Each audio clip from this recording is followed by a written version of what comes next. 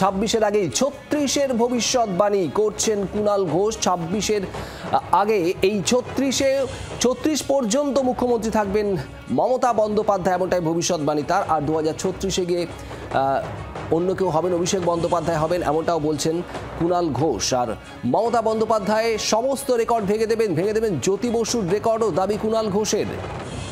26-এর আগেই 36-এর ভবিষ্যৎবাণী। 2036 পর্যন্ত মুখ্যমন্ত্রী থাকবেন বাংলায় মমতা বন্দ্যোপাধ্যায়, আর তারপর কুর্সিতে বসবেন অভিষেক বন্দ্যোপাধ্যায়। ভবিষ্যৎবাণী কুণাল ঘোষের।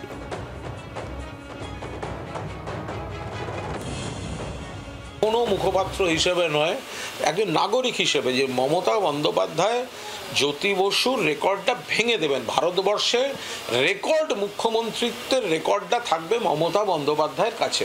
2036 পর্যন্ত মমতা বন্দ্যোপাধ্যায় মুখ্যমন্ত্রী থাকবেন। এবার তার আগে 2029-এ যদি দিল্লির কোনো বৃহত্তর দায়িত্ব এসে যায় সেটা আলাদা কথা। আর 2036-এর আগে বা পরে সেটা এইভাবে তো বলা সম্ভব না। কম বেশি ওই সময় মমতা বন্দ্যোপাধ্যায়ের আশীর্বাদে অভিষেক বন্দ্যোপাধ্যায়ের মুখ্যমন্ত্রিত্ব শুরু হবে।